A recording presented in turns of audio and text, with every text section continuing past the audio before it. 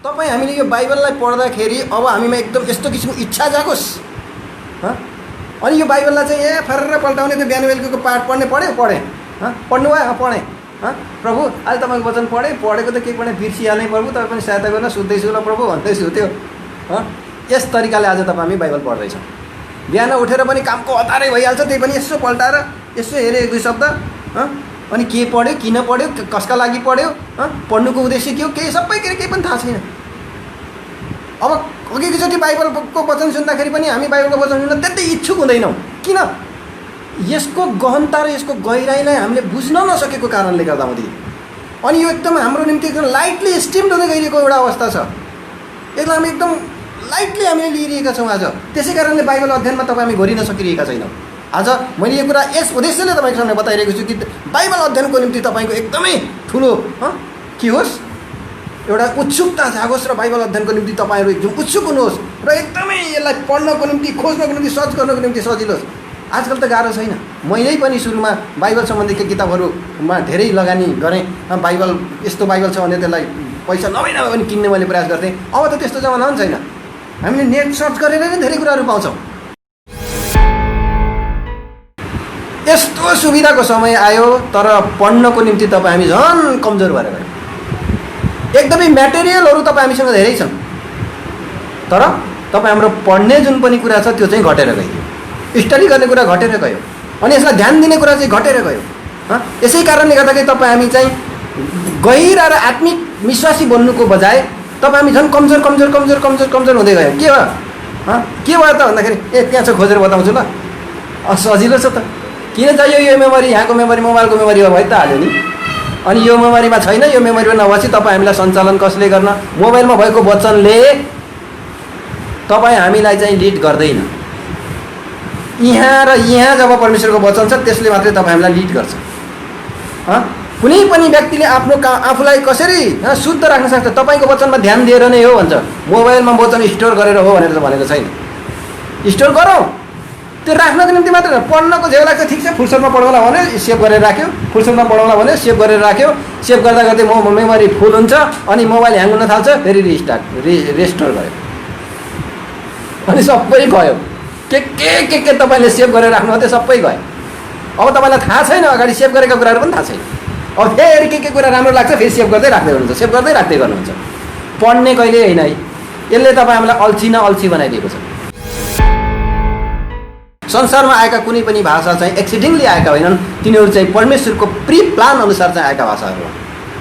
त्यसै कुनै पनि मान्छेले घमण्ड गर्नु पर्दैन। हाम्रो भाषा पुरानो भनेर कुनै पनि मान्छेले त्यहाँनिर के गर्नु पर्दैन? घमण्ड गर्नु पर्दैन। किन घमण्ड गर्नु पर्दैन भन्दाखेरि संसारमा आएका भाषाहरू चाहिँ परमेश्वरको प्री प्लान अनुसार आएका छन्, परमेश्वरले दिएर आएका छन्। चाहे संस्कृत भाषा होस्, चाहे चाहिँ यो हिब्रू भाषा होस्, चाहे चाहिँ इङ्ग्लिस भाषा होस्, चाहे चाहिँ यो अरू कुनै पनि भाषा हुन्, संसारमा चलेका भाषाहरू, ल्याटिन भाषा, आरामी भाषा, जुनसुकै भाषाहरू हुन्, परमेश्वरले आफ्नो योजना अनुसार माथिबाट दिएका भाषाहरू हुन्। यहाँनिर एक्स्ट्रा कुनै पनि भाषा बाहिरबाट आएको होइन। त्यस कारण परमेश्वरले आज संसारमा बोल्नको निम्ति यो अन्य भाषा बोल्ने भन्नेहरूलाई परमेश्वरले छुट्टै किसिमको स्वर्गीय भाषा दिनको निम्ति त्यहाँनिर जरुरी छैन। परमेश्वरले सबै कुराहरू पहिल्यै प्री प्लान अनुसार छुट्याउनु भएका कुराहरू छन्।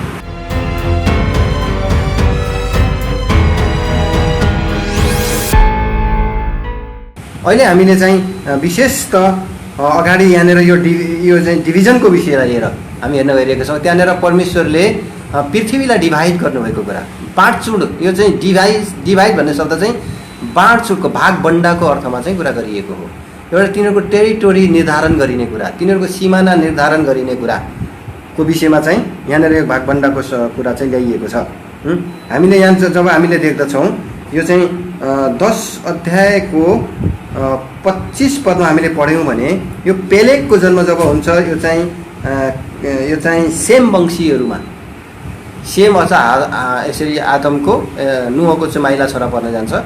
अब यो कान्छा माइला जेठाको हो भन्ने विषयमा अहिले मैले पढ्न मलाई टाइम लाग्छ, तपाईँलाई म सरसर रूपमा बताइदिन्छु। बाइबलमा स्पष्ट बताइएको छ एपेतलाई चाहिँ जेठाको ठाउँमा राखिएको छ। यद्यपि भन्दाखेरि सेम हाम्रो एपेत र पहिला सेमको नाम लिएको छ, एपेतको नाम पछाडि लिएको छ र हामलाई चाहिँ बिचमा राखिएको छ। माइला हो कि जस्तो लाग्छ, तरै पनि हाम चाहिँ कान्छा छोरा भनेर बाइबलमा तोकिएकै छ र एपेतलाई चाहिँ जेठा छोरा भनेर बाइबलमा तोकिएकै छ।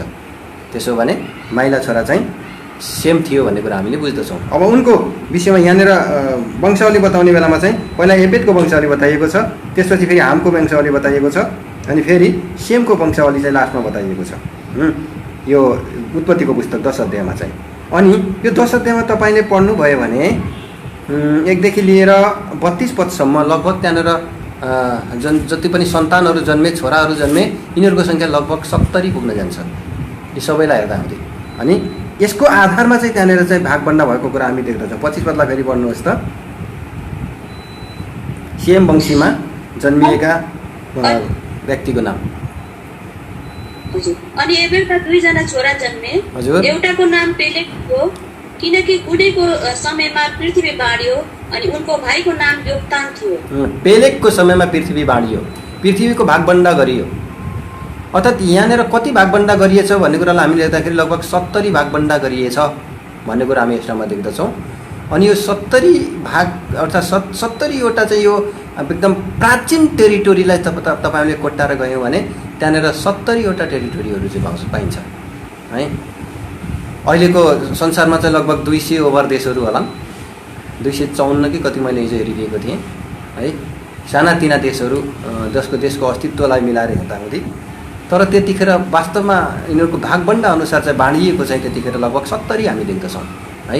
यसरी चाहिँ अनि तिनीहरूकै जुन पनि मोल अनि संसारमा फैलिएर गएर कोही चाहिँ बढी ठाउँमा विभाजन भए, कोही चाहिँ कम ठाउँमा विभाजन भए, कसैले चाहिँ धेरै तिनीहरूका देशहरू आपसमा छुट्टिएर गए। अनि यसो हुँदै लगभग 254 जस्ता देशहरू चाहिँ संसारमा पुग्न गएका हुन्। तर पनि यिनीहरूको जुन वास्तविक भूभागलाई केलाएर लिएर जाँदाखेरि चाहिँ त्यसरी चाहिँ विभाजन भएको कुराहरू हामी देख्दछौँ। अनि परमेश्वरले मिश्रमा यहुदी याकुबका सन्तानहरूलाई लिएर आउँदाखेरि पनि परमेश्वरले लगभग त्यहाँनिर कतिजनालाई लिएर आउनुभएको छ, 70 जनालाई लिएर आउनुभएको छ। यो कुरा चाहिँ हामीले यो उत्पत्तिकै पुस्तकमा हामी त्यहाँनिर देख्छौँ। उत्पत्तिको पुस्तक यसको 46 अध्याय यसको 27 पदमा होला हजुर। Where 2 souls of the house of Egypt, Jacob, and they born of Egypt were 2 souls and souls of house of Egypt. त्यहाँनिर 70 भनेर हजुर 26 पदमा याकुबको साथमा मिस्रमा आएका सबै प्राणीहरू जो उनका याकुबका बुहारीहरू बाहेक जम्मा प्राणी 65 जना थिए। जम्मा प्राणी 65 तल गएर चाहिँ 3 स्क्वायर एन्ड 6 अनि तल गएर चाहिँ यिनीहरूको सङ्ख्या चाहिँ यहाँ 27 मा लेखिएको छ, पढ्नुहोस् त। 3 स्क्वायर एन्ड 10 70 अनि युसुफका छोराहरू जो मिस्रमा तिनका निम्ति जन्मे 2 प्राणीहरू याकुबका घरानाका सबै प्राणीहरू जो मिस्रमा आए 70 जना थिए। 70 जना थिए। अब यसरी अब इजरायलीहरूले पनि अहिले यस कुरालाई चाहिँ भन्ने गर्छन् कि त्यतिखेर परमेश्वरले यस आधारमा चाहिँ विभाजन गर्नुभएको थियो भनेर उनीहरूको बिचमा पनि यो कहावत छ। उनीहरूले नि यो कुरालाई स्वीकार्छन्। तर यहाँनिर पेलेगको समय, पेलेगको अर्थ हुन्छ डिभिजन, अर्थात् यो परमेश्वरले जे पनि कुराहरू गर्नुहुन्छ एकदमै प्री प्लान अनुसार चाहिँ परमेश्वरले गर्नुभएको छ। त्यस कारण यहाँनिर एउटा कुरा पनि व्यर्थमा लेखिएको छैन बाइबलमा है। त्यस कारण यहाँनिर एकजना व्यक्तिको नाम राखिन्छ पेलेग, त्यो पेलेग नाम पहिल्यै राखिन्छ अनि त्यो नाम राखिए अनुसार नै त्यहाँनिर काम भइरहेको छ। त्यसै कारण जुन पनि नामहरू आएका छन् अर्थमा आएका छन्, सङ्ख्या आएको छ अर्थमा आएको छ, कसका कतिवटा छोराहरू भन्ने कुरा जुन पुस्ता आएको छ त्यो पुस्ता पनि अर्थमा पुस्ता आइरहेको छ। अनि त्यहाँनिर जसका जति सन्तान जन्मिएका छन् एउटा अर्थलाई नागेर कुनै पनि जन्मिएका छैनन्, सबै अर्थमा जन्मिरहेका छन्। याकुबका सन्तान पनि पछाडि गएर जति जन्मिए तिनीहरू अर्थमा जन्मिएका छन्। त्यसको म तपाईँलाई कति कुरा कति किसिमको हिसाब किताब अगाडि म बताउँदै जान्छु। यसको पछाडि छिपेका रहस्यको विषयमा टाइम रहेसम्म हामी अगाडि हेर्दै जान्छौँ होइन। अब यस कुरालाई मैले किन तपाईँको सामने मैले देखाइरहेको छु भन्दाखेरि बाइबल कस्तो एउटा एकदम सूक्ष्म तरिकाले ती सबै कुराहरूलाई चाहिँ एकदम भित्र पसेर हामी हेऱ्यौँ भने एकदम क्रिस्टल क्लियर छ कि त्यहाँ परमेश्वरको नक्सा, परमेश्वरले संसारमा गर्नुहुने जुन पनि कार्यको नक्सा, परमेश्वरले संसारका जातिको बिचमा गर्ने जुन पनि यो जनसङ्ख्याको पपुलेसन, यो डेन्सिटी जति पनि छ यो संसारको कुरा, यस कुराको जुन पनि नक्सा परमेश्वरले जो प्रस्तुत गर्नुभएको छ यसको पछाडि एकदमै परमेश्वरको सम्पूर्ण योजना अनुसार भइरहेको छ। त्यसै कारण यी बाइबलका भविष्यवाणी यी जुन पनि वंशावलीहरू हामी पढ्छौँ यो हामी बिना अर्थमा हामी पढ्दैनौँ, एकदम अर्थपूर्ण भएर हामीले बाइबलमा भएका यी भविष्यवाणीहरूलाई हामीले पढ्छौँ। किनभने यी भविष्यवाणी यी वंशावलीलाई पढ्छौँ, यो वंशावलीको पछाडि चाहिँ भविष्य लुकेको छ, परमेश्वरको प्लान लुकेको छ, परमेश्वरको योजना लुकेको छ, परमेश्वरको भविष्यवाणी लुकेको छ, परमेश्वरको प्रस्तुति लुकेको छ त्यस ठाउँमा चाहिँ। अनि परमेश्वरको महानता लुकेको छ, परमेश्वरको त्यो एउटा ग्रेट एकदम चाहिँ सुपर नेचुरल डिजाइन लुकेको छ त्यस ठाउँमा चाहिँ। परमेश्वरले कस्तो किसिमको डिजाइन जो पूर्व पहिल्यै गर्नुहुँदो रहेछ त्यो डिजाइनको विषयमा हामीले त्यहाँनिर देख्दछौँ। अनि भन्नु मन लाग्छ, अहो परमेश्वर तपाईँ महान, तपाईँ कति महिमित, यसरी भन्नु मन लाग्दछ त्यसपछि चाहिँ है, जब हामी यो कुरालाई देख्दै देख्दै देख्दै देख्दै जान्छौँ। अब यहाँनिर मैले तपाईँलाई केही कुरा भन्नुपर्दा 11 अध्याय फेरि उत्पत्तिको क्रममा फर्केर जाँदाखेरि थोरै म एउटा हिन्ट दिन्छु। यद्यपि संसारले यो कुरा क्यालकुलेसन चाहिँ गरेको छ कि भनेर मैले कति गुगल सर्च पनि मैले गरेँ, संसारले यो क्यालकुलेसन गर्न सहित भ्याइरहेको रहेनछ कि जस्तो लाग्यो मलाई। किनभने त्यहाँनिर यो किसिमको क्वेसनै कसैले गरेको रहेनछ है। जुन क्वेसन मैले चाहिँ त्यहाँनिर सोधिरहेको थिएँ गुगलमा 3-4वटा क्वेसनहरू सोधेँ, एउटै क्वेसन पनि आजसम्म संसारमा कुनै मान्छेले गरेकै रहेछन् ती क्वेसनहरू, जबकि यहाँनिर बाइबलमा छन्। अब त्यो क्वेसनै कसैले गरेको छैन नि त त्यहाँनिर उत्तर दिने कुरा पनि भएको है। तर यहाँ बाइबलमा स्पष्ट रूपले हामीले यो कुरालाई देख्दछौँ। अनि मैले फेरि अर्को चाहिँ एउटा स्ट्याटिस्टिक्सलाई हेरेँ, त्यहाँनिर संसारमा वास्तवमा भाषाहरू चाहिँ कति रहेछन्, लिपिहरू अर्थात् यो यसलाई चाहिँ स्क्रिप्टहरू चाहिँ संसारमा कति रहेछन् भन्दाखेरि मिनिमम जस्तो यो 15-16वटा लिपिहरू चाहिँ एउटा के अरे एउटा खास सशर्ती गर्दाखेरि त्यति लिपिहरू भित्र लगभग 42वटा लिपिहरू चाहिँ संसारमा चल्दा रहेछन् है। अनि त्यो लेख्ने स्टाइलहरू, त्यो लेख्ने अक्षर लिपि भन्नाले स्क्रिप्टहरू भन्नाले जस्तो हाम्रो नेपाली, हिन्दी र संस्कृत चाहिँ एउटा लिपि हो, त्यो एउटै अक्षरहरू क ख ग घ यिनीहरूबाट चलेको जुन पनि लिपि। जस्तै इङ्ग्लिस हामीले पढिरहेको छौँ, यो चाहिँ ल्याटिन लिपि हो है। अनि जस्तै हिब्रू लिपि भयो, यो उर्दूहरू सबै हिब्रू लिपिभित्र आउँछन् है। अनि जस्तै चाइनिज लिपि, जस्तो चाइनिज, कोरियन, जापानिजहरू यो लिपि छुट्टै खालको लिपि हो। यस्ता लिपिहरू चाहिँ एकदमै सूक्ष्म तरिकाले ती नमिल्दा किसिमको सबैलाई छुट्याउँदाखेरि चाहिँ लगभग 42 लिपि हुँदो रहेछ। अनि मुख्य तवरले चाहिँ मेन लिपिहरू चाहिँ लगभग 15-16वटा लिपिहरू रहेछन् है। अनि त्यसलाई पनि विभिन्न मान्छेले यो हिन्दू, अरेबिक, अनि देवनागरी लिपि भनेर फेरि त्यसरी चाहिँ छुट्याइएका छन्। यो चाहिँ हाम्रो देवनागरी लिपिभित्र पर्छ जो हाम्रो भाषा चाहिँ। अनि अब यहाँनिर हामीले हेऱ्यौँ भने अब त्यहाँनिर 70 डिभिजन गरिएको छ भने मलाई लाग्छ यहाँनिर परमेश्वरले बाबेललाई टुक्राउँदाखेरि लगभग 70 भागमै टुक्राइदिनु भयो। मलाई लाग्छ त्यहाँनिर परमेश्वरले लगभग 70 लगभग यहाँनिर जति डिभिजनमा परमेश्वरले तिनीहरूलाई बाँडिदिनु भयो नि त्यति डिभिजनका त्यति प्रकारका भाषाहरू परमेश्वरले त्यहाँनिर स्थापित गरिदिनु भयो। मान्नुहोस् यहाँनिर जस्तो प्लेगका सन्तानलाई परमेश्वरले एक ठाउँमा राख्नु परेको थियो र तिनीहरूलाई एउटा टेरिटोरी परमेश्वरले दिनु परेको थियो भने प्लेगका सन्तान जतिले एउटा भाषा बोल्न थाले। यो अचम्म होइन है, यो अचम्म होइन। यो पक्कै पनि बाइबलबाट हामीले यो कुरा नजरअन्दाज गर्न सक्छौँ कि यो कुरा भएको थियो। नत्र भने त व्यक्तिको एउटा मान्छेको एउटा भाषा भयो भने त त्यहाँनिर चाहिँ जिउन सम्भवै छैन मान्छे। त्यसै कारण कसलाई कुन भूभागमा राख्नु पर्थ्यो, कुन जातिलाई कुन भूभागमा राख्नु पर्थ्यो, त्यो जातिलाई सबैलाई छानेर परमेश्वरले एउटै भाषा दिनुभयो तिनीहरूलाई है। कोही जातिलाई हिब्रू भाषा मात्रै दिनुभयो र त्यो हिब्रू छुट्टेर एकातिर बसे। यो सेमाइटहरूलाई छुट्याइदिनु भयो। यो चाहिँ जुन पनि जेफेताइटहरूलाई परमेश्वरले छुट्याइदिनु भयो, हामाइटहरूलाई परमेश्वरले छुट्याइदिनु भयो।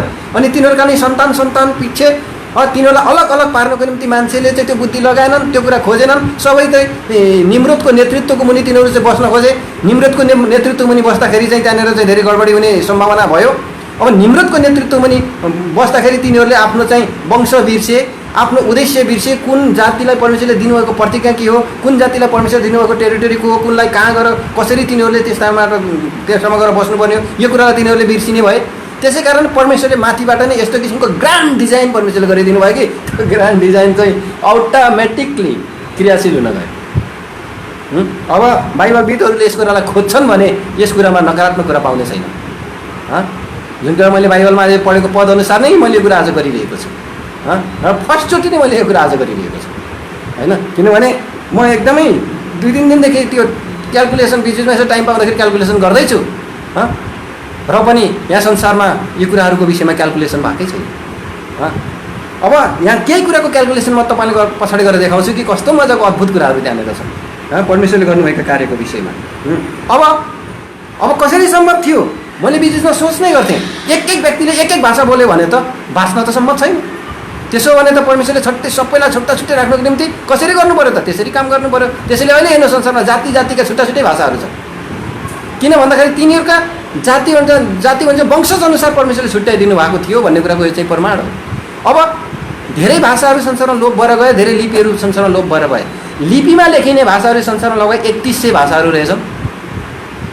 एराउन्ड 3100 भाषाहरू चाहिँ लेख्न सकिने भाषाहरू रहेछन् भने बोल्न सकिने भाषा मात्रै लगभग 7000 रहेछन् संसारमा। अनि बाँकी 4000 लगभग 4500 भाषाहरू चाहिँ जो चाहिँ लेख्न नसकिने भाषाहरू रहेछन्, बोल्ने मात्रै भाषाहरू रहेछन् है। कति भाषाहरू बोल्न सकिन्छ तर तिनको लेख्नको निम्ति तिनीहरूको लेख्ने लिपि चाहिँ छैन है। तर यहाँ 3100 जति भाषाहरू चाहिँ कागजमा लेख्न सकिने भाषाहरू रहेछन्। अनि त्यसमा लिपिहरू लगभग लेख्न सकिने लिपि संसारमा चलेका लिपिहरू कोही एकदम 0.something%, कोही चाहिँ 1%, कोही केही %, लगभग 29% जस्तो होला यो सायद यो ल्याटिन लिपि चल्ने। अनि यस्ता धेरै कति चाहिँ धेरै चल्दो रहेछन्, कति एकदमै कम्ती चल्दो रहेछ, एकदम बिरलै चल्दो रहेछ। ती लिपिहरू चाहिँ लगभग 42 रहेछन् है। अनि फेरि कोही भाषाहरू एकचोटि लोप भएर फेरि बिउतिएका भाषाहरू, जस्तो तपाईँले हेर्नु भने हिब्रू भाषा एकदमै प्राचीन भाषा पनि हो अनि एकदमै प्रख्यात भाषा पनि हो, जसको बाइबलको पुरानो नाम हिब्रू भाषामा लेखियो। अनि इजरायलीहरूले बोल्ने भाषा, हिब्रूहरूले बोल्ने भाषा हिब्रू भाषा हो। अनि यो भाषा लगभग लोप भएर गइथ्यो, लोप भएको थियो संसारमा। 1000 लगभग 1400 वर्षसम्म, 1000 वर्षभन्दा बढी इजरायलीहरू चाहिँ 1400 वर्ष लगभग इजरायलीहरू चाहिँ के भए यसरी चाहिँ 1400 वर्षभन्दा पनि बढी 1900 वर्ष लगभग इजरायलीहरू चाहिँ आफ्नो देशमा रहेनन्। आफ्नो भाषा भन्ने कुराहरू तिनीहरू सबै बिर्से संसारैभरि फैलिएर गए। कुन देशमा कति इजरायलीहरू बसेर रहेछन् भनेर अस्ति अलिकति मैले खोजेको थिएँ। इजरायलमा अहिले इजरायलीहरूको सङ्ख्या लगभग 61,000 रहेछ, 61 लाख रहेछ। इजरायलमा बस्ने इजरायलीहरूको सङ्ख्या 61 लाख रहेछ। अमेरिकन्स कन्ट्रीहरूमा बस्ने इजरायलीहरूको सङ्ख्या चाहिँ 57 लाख रहेछ, लगभग बराबर रहेछ है।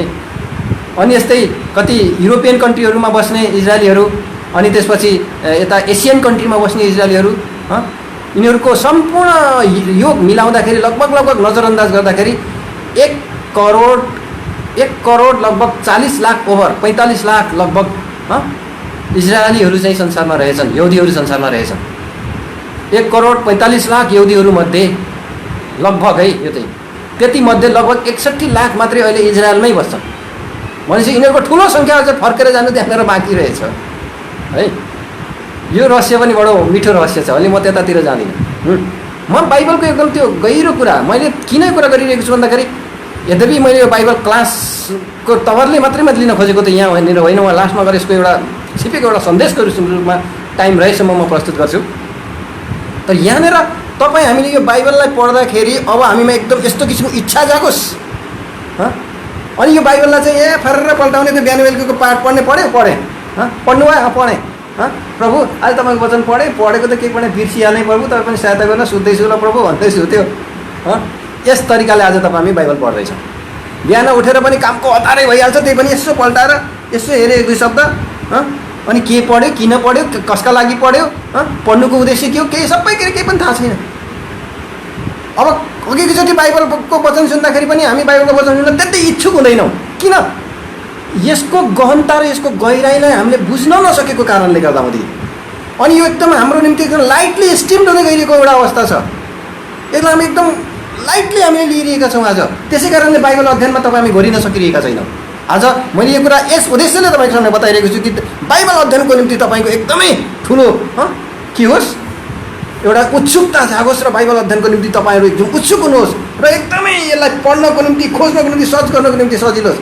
आजकल त गाह्रो छैन। मैले पनि सुरुमा बाइबल सम्बन्धीका किताबहरूमा धेरै लगानी गरेँ। बाइबल यस्तो बाइबल छ भने त्यसलाई पैसा नभए पनि किन्ने मैले प्रयास गर्थेँ। अब त त्यस्तो जमाना पनि छैन, हामीले नेट सर्च गरेर नै धेरै कुराहरू पाउँछौँ। यस्तो सुविधाको समय आयो, तर पढ्नको निम्ति हामी झन् कमजोर भएर गयौँ। एकदमै म्याटेरियलहरू हामीसँग धेरै छन्, तर तपाईँ हाम्रो पढ्ने जुन पनि कुरा छ त्यो चाहिँ घटेर गयो, स्टडी गर्ने कुरा घटेर गयो, अनि यसलाई ध्यान दिने कुरा चाहिँ घटेर गयो। यसै कारणले गर्दाखेरि तपाईँ हामी चाहिँ गहिरा र आत्मिक विश्वासी बन्नुको बजाय तपाईँ हामी झन् कमजोर कमजोर कमजोर कमजोर कमजोर हुँदै गयो। के भयो के भयो त भन्दाखेरि त्यहाँ छ खोजेर बताउँछु ल, सजिलो छ त, किन चाहियो यो मेमोरी, यहाँको मेमोरी मोबाइलको मेमोरी भइ त हाल्यो नि। अनि यो मेमोरीमा छैन, यो मेमोरीमा नभएपछि तपाईँ हामीलाई सञ्चालन कसले गर्न, मोबाइलमा भएको वचनले तपाईँ हामीलाई चाहिँ लिड गर्दैन। यहाँ र यहाँ जब परमेश्वरको वचन छ त्यसले मात्रै तपाईँ हामीलाई लिड गर्छ। कुनै पनि व्यक्तिले आफ्नो आफूलाई कसरी शुद्ध राख्न सक्छ, तपाईँको वचनमा ध्यान दिएर नै हो भन्छ। मोबाइलमा वचन स्टोर गरेर हो भनेर त भनेको छैन। स्टोर गरौँ, त्यो राख्नको निम्ति मात्र पढ्नको झेउ लाग्छ, ठिक छ, फुर्सदमा पढौँला भने सेभ गरेर राख्यो, फुर्सदमा पढौँला भने सेभ गरेर राख्यो, सेभ गर्दा गर्दै मेमोरी फुल हुन्छ, अनि मोबाइल ह्याङ हुन थाल्छ, फेरि रेस्टोर गर्यो, अनि सबै गयो। के तपाईँले सेभ गरेर राख्नु त्यो सबै गयो। अब तपाईँलाई थाहा छैन, अगाडि सेभ गरेका कुराहरू पनि थाहा छैन। अब फेरि के कुरा राम्रो लाग्छ फेरि सेभ गर्दै राख्दै गर्नुहुन्छ, सेभ गर्दै राख्दै गर्नुहुन्छ। पढ्ने कहिले होइन है, यसले तपाईँ हामीलाई अल्छी न अल्छी बनाइदिएको छ। अनि ठिकै छ, भोलि पढाउँला, अहिले सेभ गरिराख्छु भने अनि मजाले सुत्यो या कुनै काममा लाग्यो। यदि कुनै किताब भयो त अर्कोचोटि नपाइएला भनेर एकदम ध्यान दिएर पढ्थ्यौँ नि, होइन हो। आज तपाईँले यो बाइबलको रहस्यलाई म एकछिनमा डुबाउन खोज्दैछु कि तपाईँलाई बाइबल पढ्ने चाहिँ एउटा उत्सुकता लागेर आओस्। यो मैले गफ लगाएको होइन, यो ओरिजिनल रियल कुरा मैले बताइरहेको छु। यसमा यस्तो किसिमको जुन पनि भाषाको जुन पनि डिभिजन भयो र छुट्टा छुट्टै परमेश्वरले तिनीहरूलाई डिभाइड गरिदिनु, डिभाइड गर्ने तरिका के थियो। यद्यपि यो नुहको जलपरले के अरे बाबेलको धरहराको भत्काउने काम चाहिँ भाषामा कन्फ्युजन हुने काम चाहिँ 11 अध्यायमा भएर गएको छ। अनि प्लेटको यो डिभिजनको विषयमा चाहिँ कुरा कहाँ गएर गरेको छ, 10 अध्यायमा गरेको छ। त्यसो भए त पहिल्यै डिभिजन भयो, पछाडि गएर चाहिँ बाबेलको धरहरा भत्काइयो होइन। म तपाईँलाई अलिकति रहस्य बताउँछु, त्यहाँ पढ्दाखेरि तपाईँले ध्यान दिनुहुन्छ, अलिकति ध्यान दिनुहोस् है, यहाँनिर तपाईँले बुझिहाल्नुहुन्छ कुरा चाहिँ। मलाई जहाँसम्म लाग्छ यो पछाडि गएर नै यिनीहरूलाई चाहिँ परमेश्वरले छुट्टाइदिनु। यदि पहिला दिनलाई भागभन्डा परमेश्वरले दिनुभएको भए तापनि तिनीहरूलाई छुट्टाउन चाहिँ यो कन्फ्युजन भएपछि मात्रै तिनीहरू एक आपसमा छुट्टिएर गए, तिनीहरूलाई त्यो भाषा दिइयो। यहाँनिर पहिला जोसेफका सन्तान जेपेतका सन्तानको वर्णन गरिएको छ। 1 अध्याय 1 पददेखि 10 अध्यायको 1 पददेखि लिएर 5 पदसम्म त्यो कुरा सकियो। त्यसपछि हामका वंशको कुरा गरेको छ 6 पददेखि लिएर 14 पदसम्म। अनि त्यसपछि चाहिँ 14 पदसम्म नै 20 पदसम्म हामका सन्तानको विषयमा कुरा गरिएको छ। अनि त्यसपछि 21 पददेखि लिएर तल त्यहाँनिर चाहिँ सेमका सन्तानको विषयमा कुरा गरिएको छ। अब यो निम्रोद भन्ने व्यक्ति चाहिँ हामको सन्तानको विषयमा चर्चा परिचर्चा गर्दाखेरि लगभग 20-20 तिर चाहिँ निम्रोदको कुरा गरिएको छ। अनि निम्रोद चाहिँ शक्तिशाली सिकारी सुरुतिर नै 20 तिर पनि होइन, अझै सुरुतिर पहिलो भागतिर नै यो निम्रोदको चर्चा गरिएको छ। अनि यही निम्रोदले चाहिँ बाबेलको धरहरा बनाउन लगाएको थियो भने यो निम्रोदको समयकालमा चाहिँ विभाजन आएको थियो। एकदमै लेख्न चाहिँ 11 अध्यायमा पछाडि गएर चाहिँ यो 7 देखि 14 सम्म 10 अध्यायको 7 देखि 14 सम्मको घटनाको त्यो वंशावलीको बिचको घटनालाई चाहिँ 11 पदमा चाहिँ वर्णन गरिएको। यसको मतलब 10 अध्याय पछि 11 अध्याय आएको होइन, त्यहाँको कुरालाई चाहिँ 11 अध्यायमा गएर वर्णन गरिएको। वंशावलीलाई एकैचोटि लेख्नुपर्ने भएको कारणले गर्दाखेरि 11 अध्यायभन्दा अगाडि नै त्यो वंशावली लेखिएको।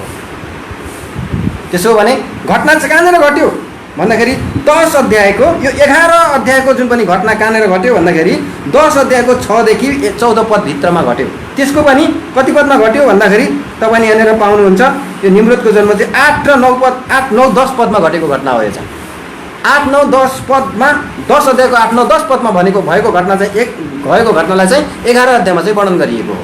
त्यसो भने तपाईँ हामी क्लियर हुन्छौँ। त्यसपछि अब 8, 9, 10 11 अध्यायलाई 8, 9, 10 पद सम्झिनुहोस्। अब एकैचोटि गरेर चाहिँ 32 पदलाई पढ्नुहोस् त। तिनीहरूका जातिहरूमा तिनीहरूका पुस्ताहरू अनुसार नोहका छोराहरूका घरानाहरू यिनै हुन्। अनि जल प्रलयपछि पृथ्वीमा यिनीहरूबाट नै जातिहरू बाँडिए। जलप्रलय पश्चात बाँडिएका हुन्। जलप्रलय पश्चातकै घटनाहरू यिनीहरू चाहिँ अनि यसपछि यी जातिहरू बाँडिए भनेपछि परमेश्वरले यसरी नै तिनीहरूलाई चाहिँ तिनीहरूको डिभिजन अनुसार चाहिँ भाषा दिनुभएछ भन्ने कुरा देख्छौँ। त्यस कारण संसारमा आएका कुनै पनि भाषा चाहिँ एक्सिडेन्टली आएका होइनन्, तिनीहरू चाहिँ परमेश्वरको प्री प्लान अनुसार चाहिँ आएका भाषाहरू हो। त्यसै कुनै पनि मान्छेले घमण्ड गर्नु पर्दैन। हाम्रो भाषा पुरानो भनेर कुनै पनि मान्छेले त्यहाँनिर के गर्नु पर्दैन, घमण्ड गर्नु पर्दैन।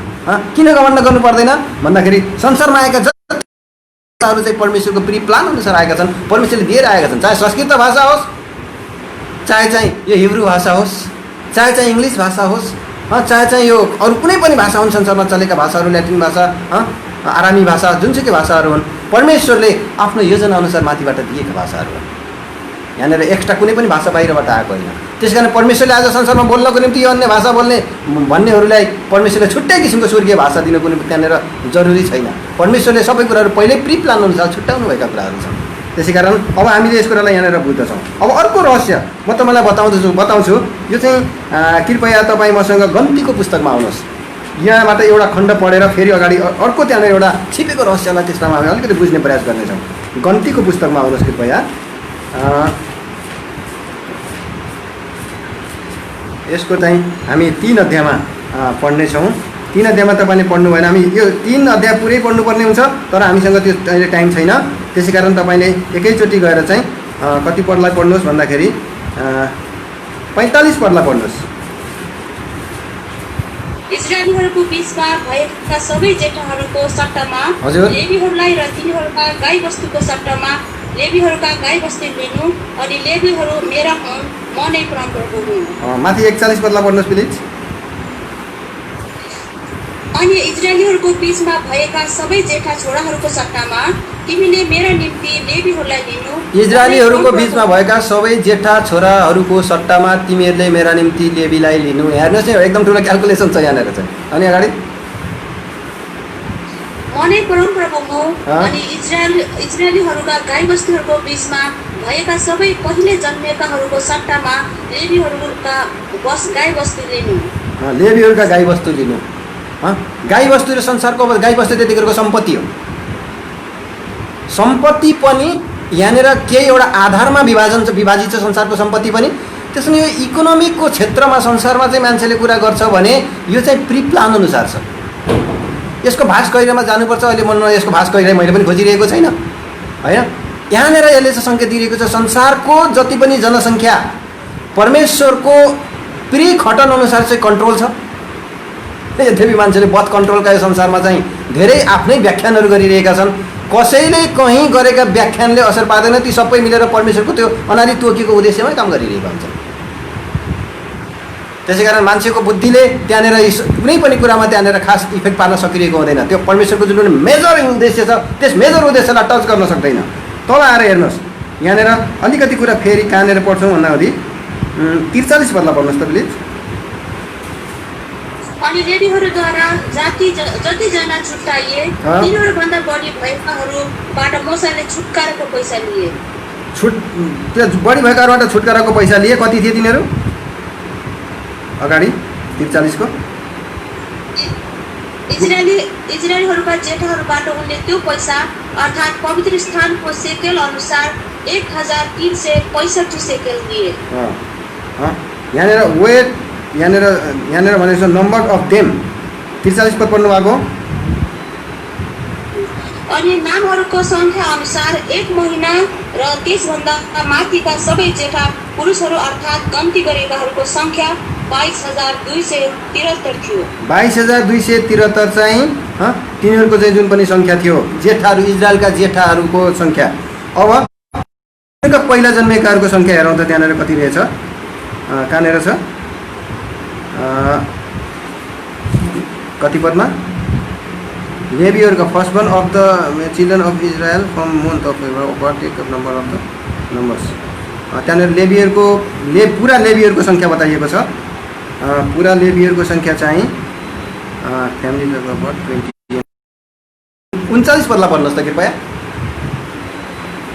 जुन लेवीहरूलाई मोसा र हारूनले परमप्रभुको आज्ञा बमोजिम तिनीहरूका परिवार अनुसार गन्ती गरे अर्थात् 1 महिना र त्यसभन्दा माथिका सबै पुरुषहरूलाई ती सबै गन्ती गरिएका लेवीहरूको सङ्ख्या 22,000 थियो। ल हेर्नुहोस् त यहाँनिर 22,273 को चाहिँ अन्तर आयो। पुरा लेवीहरूको सङ्ख्या 22,000। अब त्यसमा चाहिँ त्यो मिनिमम नम्बरहरूलाई छोडिदिउँ, त्यसलाई पनि तल त्यसलाई चाहिँ त्यसलाई त्यो नम्बरलाई पनि तल गरेर के गरेछ व्यवस्थापन गरिएको छ। तिनीहरूबाट चाहिँ ट्याक्स लिएर तिनीहरूलाई चाहिँ छोडाइएको छ। त्यसलाई त्यत्तिकै छोडिदिउँ, हिसाब नगरौँ भन्न खोजेको होइन। त्यो पनि उद्देश्यमा छ। 273 किन बढी भयो भन्ने कुरा एउटा म्यासेज दिनको निम्ति उद्देश्यमा 273 बढी छन्। तर अब एउटा समष्टिगत एउटा मुख्य नम्बरमा हामी जान्छौँ, मुख्य नम्बर चाहिँ 1000मा जान्छौँ हामी। 1000मा जाँदाखेरि पुरा लेबीहरूको सङ्ख्या 22,000, पुरा इजरायलीहरूको गणना गरेको सङ्ख्या चाहिँ 6 लाखभन्दा बढी र तिनीहरूको सम्पूर्ण 1 महिनादेखिको फेरि पहिलो जन्मेकाहरू मात्रै गर्दाखेरि 1 महिनाभन्दा माथिका गनिएको छ। फेरि जसरी लेबीहरू 1 महिनाभन्दा माथिका गनिएको छ त्यसरी नै पहिला जन्मेका इजरायलीहरूका पनि 1 महिनाभन्दा माथिका गनिएको छ र 1 महिनाभन्दा माथिका इजरायलीहरूलाई गन्दाखेरि लगभग तिनीहरू पनि 22,000। अरे अचम्मको कुरा, मैले गुगलमा सर्च गरेँ, इजरायल अहिले संसारको जनसङ्ख्यामा पहिलौठाहरूको सङ्ख्या कति छ भनेर भन्दाखेरि कसैले नसोधेको प्रश्न रहेछ। यो विषयमा क्यालकुलेसनै गरेर हिँड्छ यो संसारले, त्यसै कारण त्यहाँनिर लेखिएको छैन। पहिला जन्मेकाहरू अथवा जेठाहरूको सङ्ख्या कति होला यो संसारमा भनेर भन्दाखेरि पुरा संसारको जनसङ्ख्या त बताएको छ, मेनको सङ्ख्या पनि बताइएको छ, वुमनको सङ्ख्या पनि बताइएको छ, तर जेठा छोराहरूको सङ्ख्या बताइएको छैन। यो चाहिँ सायद क्यालकुलेसन गर्न भुलेका होलान् अथवा यो कुरातिर मान्छेको दृष्टि नगएको होला, यहाँ कहीँ मैले त्यो भेटाउन नसकेको होला। मैले धेरै सर्च गरेँ, मैले यो कुरा पाइनँ। यसकै कारण धेरै कुराहरू अधुरा छ, तरै पनि यसको पछाडि एउटा रहस्य छिपेको छ, किनभने बाइबलले यो कुरा बताइदिएको छ। पहिला हामी इजरायलको जातिहरूमा मात्रै एउटा जाति जसको अब्रामका सन्तानहरूको बिचमा परमेश्वरले, अब्रामका सन्तानको बिचमा भने याकुबका सन्तानको बिचमा मात्रै परमेश्वरले यो किसिमको सिस्टम राखिदिनु भएको छ भने याकुबका सन्तान मात्रै त परमेश्वरका सन्तान होइन। परमेश्वरको सृष्टि त संसारका सबै मान्छे जाति हो। अब्रामलाई परमेश्वर अगाडि प्रतिज्ञा गर्नुभएको छ, तिम्रा सन्तानलाई धुलोको आकाशका तारासरी बनाउनेछु। अगाडि आदममा यो कुराको प्रतिज्ञा गरिएको छ, नुहमा यो कुराको प्रतिज्ञा गरिएको छ। अनि यी प्रतिज्ञाहरू त अगाडिदेखि नै छन्। अब्राममा बृहत तरिकाले यो प्रतिज्ञा गरियो। अब्रामका अनि अरू सन्तानहरू देशमा इस्माइलीहरू त्यहाँनिर सामेल हुन्छन्। त्यहाँनिर चाहिँ एदोमी भन्न आएछ, मिडानीहरू लगायत अरू जति अब्रामका अरू 6 छोराहरू चाहिँ कतुराबाट जन्मेका ती छोराहरूका सन्तान 6 छोराहरू चाहिँ ती सन्तानहरूको कुराहरू आउँछ। अनि त्यसपछि इसाकबाट जन्मेका फेरि एसाउका सन्तानहरूको कुरा पनि आउँछ त्यहाँनिर। अनि त्योभन्दा अगाडि गएर हामीले गयौँ भने त्यहाँनिर चाहिँ सेमबाट जन्मेका अब्राम, जो सेमको सन्तानबाट आएका अब्राम बाहेक अरू पनि धेरै मान्छे, धेरै सन्तानहरू त्यहाँनिर छन्, सेमाइटहरू। अनि त्यसपछि अब सेमाइटका कुराहरू मात्रै छोडेर फेरि जेफेताइटहरूको विषयमा हामी गयौँ भने फेरि येपेतका सन्तानहरूको विषयमा त्यो छुट्टै क्यालकुलेसन त्यहाँनिर छँदैछ। अनि त्यसपछि हामाइट्सहरूको विषयमा कुरा गर्दाखेरि हामका सन्तानहरू कनानीहरू पनि फेरि हामको एउटा आंशिक सन्तान हो, फेरि पुरा सन्तान होइन। हामका अरू छोराहरू पनि छन् कनान बाहेक है। त्यसकारण अरू सन्तानहरू हामका अरू हामाइट्सहरू भन्दा बित्तिकै कनानीहरू मात्रै नपरेर अरू धेरै पर्छन् त्यसभित्र। त्यसो भने परमेश्वरले एउटा सन्तानको विषयमा एउटा वास्तविक एउटा सिरियलिटी, एउटा ट्रिक त्यहाँनिर तरिका राखिदिनुहुन्छ। तिनको वृद्धि र तिनको चाहिँ सङ्ख्या प्रिडिटरमाइन छ भने आज यो संसारको जनसङ्ख्या र संसारको जुन पनि मानिसहरूको चाहिँ पपुलेसन कहाँ गएर टुङ्गिनु पर्ने भन्ने कुराहरू, कतिसम्म मान्छे संसारमा जन्मिनु पर्ने हो भन्ने कुरा के परमेश्वर कहाँ प्रिडिटरमाइन छैन, पहिले ठहराइएको छैन होला। यो कुरामा तपाईँहरूले ठोक्वा गरेर भन्छ यस प्रभु थाहा छ, यो कुरा निश्चय तपाईँलाई थाहा छ कि संसारमा कुन मान्छे कहाँ कहिले जन्मिनु पर्ने हो भन्ने कुरा तपाईँलाई पहिल्यै थाहा छ। यो सबै तपाईँको आदि प्लानमा छ। अहिले तपाईँ संसारको कुन कुनामा हुनुहुन्छ, कतिजना अहिले मलेसियामा हुनुहुन्छ, तपाईँहरू कतिजना मसँग सिङ्गापुरबाट पनि तपाईँ जोडिनु भएको छ होइन। तपाईँहरू धेरै ठाउँबाट कति नेपालबाट जोडिनु भएको छ, धेरै ठाउँबाट जोडिएको भए तापनि तपाईँ हामी आज त्यहाँ छौँ। यो सबै परमेश्वरको प्रिय योजना अनुसार छ। त्यसमा कुनै पनि कुरा एक्सिडिङली यो संसारमा कुनै पनि बफ भइरहेको छैन। सबै कुराहरूको पछाडि एउटा रहस्य र उद्देश्य जोडिएर बसेका छन्।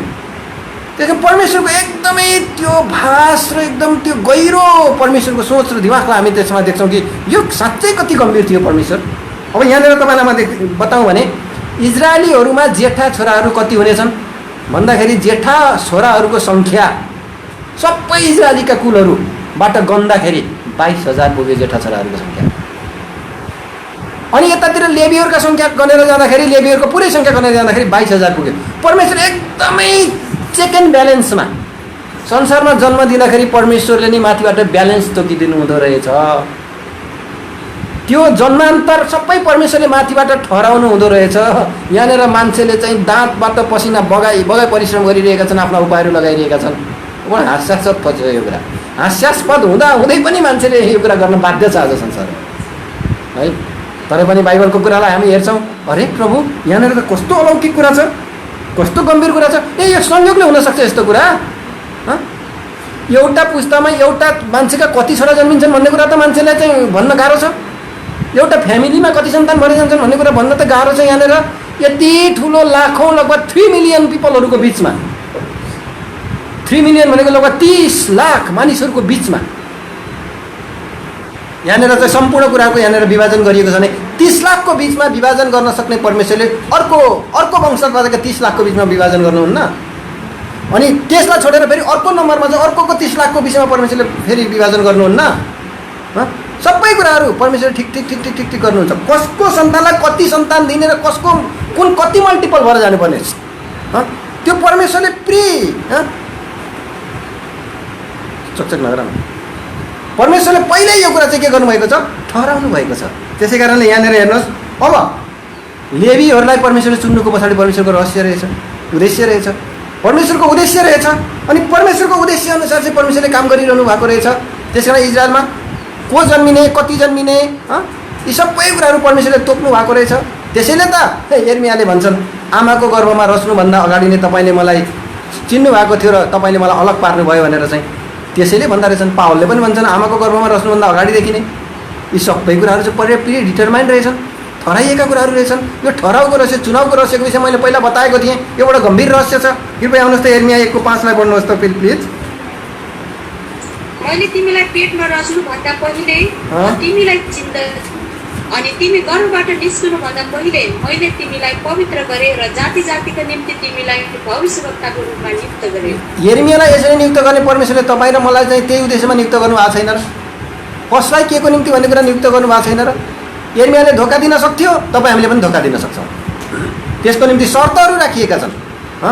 यो सबै कुराहरू सालाखाला मिलाएर त्यसले चाहिँ काम गर्छन्। भन्सँग 139 अध्यायमा हामी त्यहाँनिर देख्छौँ, त्यहाँनिर चाहिँ सबै परमेश्वरको गणनामा छन्, गणनामा छन्। आउनुहोस् त 139 अध्यायमा त्यहाँनिर एउटा खण्ड हामीले पढ्नेछौँ।